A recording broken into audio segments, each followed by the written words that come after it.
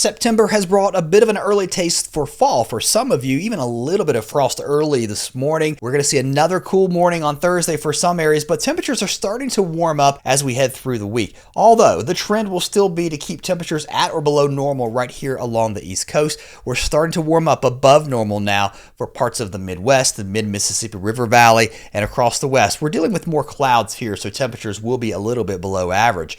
Working through the weekend, notice the trend. We're staying cool right here along the coast, warm in the central U.S., and then we're colder in the west, maybe even some Colorado mountain snow as we head into Saturday and Sunday with some really cool air aloft starting to move through this part of the country.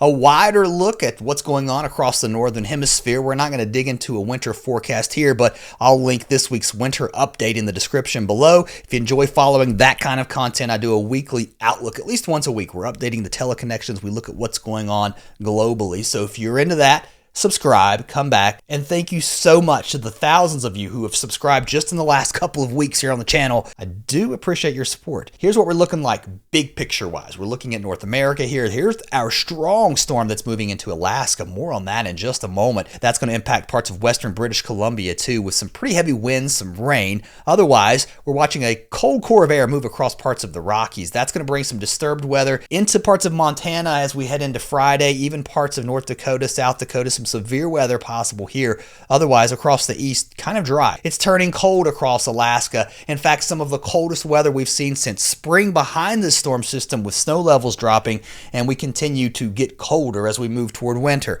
Otherwise, winter far away here across the lower 48 and parts of Canada. In fact, really warm temperatures from Saskatchewan, Manitoba, even into parts of Ontario, but head into eastern Ontario, eastern Canada, into the northeastern U.S., much cooler than average, and we'll stay a bit showery, especially here across Maine as we head into Sunday and Monday. This flow continues like this as we head into Tuesday and Wednesday, bringing more showers across the central U.S., into parts of Canada, and then we're seeing more storms here impacting parts of Alaska. This weather pattern to me looks kind of stuck, and then heading into next week, an area of low pressure. I think you watch this one as it moves up the East Coast. I don't know if it's going to get tropical or not, but it has an interesting look. We'll be watching that, and then we try to see another push of cool air heading into the late part of next week. Let's break this down a little bit closer, region by region. We're going to start in the east first. As we head into Wednesday morning, cool northeast flow, low clouds, dreary from DC, Baltimore, up into New Jersey, even parts of southern New England. With that northeast breeze, it's going to feel cool too with the wind coming off the ocean.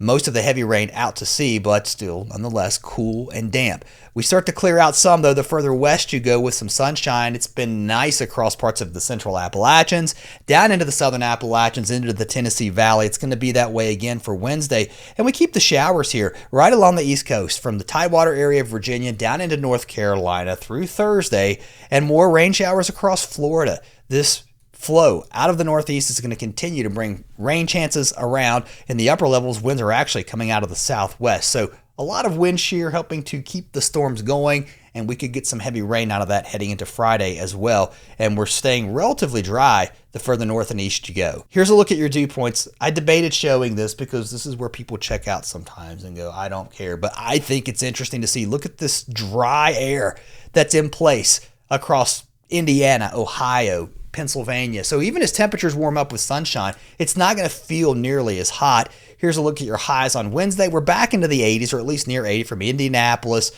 down into parts of southern Kentucky. We may be in the upper 80s to low 90s across western Tennessee, back into the 90s, I think, across parts of Arkansas. Cooler the further north and east you go. We've talked about that cool influence here along the mid-Atlantic coast into the northeast. And then as we head into Wednesday night into Thursday, not quite as cool. We're not talking about frost temperatures, at least for Thursday morning, and a little bit warmer across this region with a little more sunshine. Highs climbing a little bit higher into the 70s, and the 80s working a little bit further to the north each and every single day.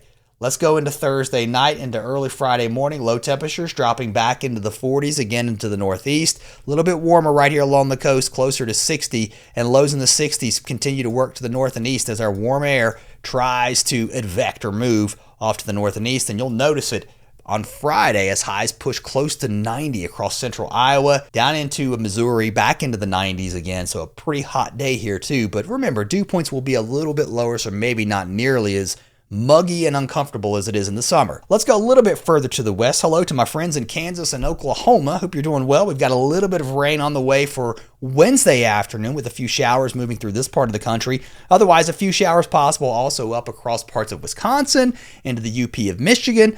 Nothing, though, compared to what we're going to see back here across parts of New Mexico, Colorado, and Wyoming. A good chance of afternoon showers and storms here. These showers across Oklahoma that are moving into Arkansas are going to weaken, so not a huge widespread rain event, but a boundary nonetheless here, so there could be a few showers triggered. And then as we head into Thursday, things really start to blow up a little bit further to the north and east too. Up here into Montana, North Dakota, some of these storms could be strong to severe. High temperatures here on Wednesday warming up, especially across the Dakotas. We're back into the 80s.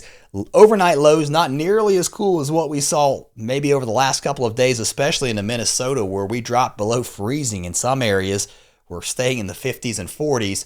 High temperatures staying hot, though, across the south. We're warming up into Kansas, though. West Kansas, East Colorado, back into the 90s. And heading into Friday, look at those early morning lows. Not so low. Only dropping back into the 70s in many areas from Valentine north, even into parts of South Dakota. Highs climbing back close to 90 as we move toward Friday. Missouri, we're baking down into the deep south. Mississippi, Louisiana, Texas, Oklahoma. The heat is on here. Here's a look at the west. We've got a rare upper low moving into Northern California. It's going to bring some rain showers into Wednesday morning across the mountains here. Some of the rain could be heavy at times, especially as we head into Wednesday evening, especially into the mountains, into Northern California, into the higher elevations as we get the topography interacting with the heating of the day. So there could be some heavy downpours and a few rumbles of thunder. And especially under this core of cold air, there could be some hail too. As we move into Thursday, this continues to spin across this region. You can see how all the precipitation is rotating around it with more showers as we head into Thursday evening, again, driven by the heating of the day. And you can see how everything wrapping up across Colorado, north into Wyoming, with more showers across Oregon, eastern Oregon anyway, into eastern Washington. And look, we're bringing the weather in from the east as our low swings by across parts of Idaho, Montana. It's going to be kind of soggy, a little cooler up here. And once this low moves by, we start to turn a little bit colder, especially as we head into the weekend. So there could be some high elevation snow here into parts of Colorado Saturday night into early Sunday morning. Certainly not a big snowstorm, but letting you know winter isn't too far away. Temperatures not so winter-like in the valleys, hot again across the far southwest. Temperatures will start to cool off even across the southwest as we head into the weekend. Every day we'll start to see things ease back just a little bit by Friday. Overnight lows dropping pretty low into the mountains, below freezing in a few areas, especially as we get that core of cold air moving in. And then by Saturday and Sunday, even across the far southwest, I mean, look at the deserts.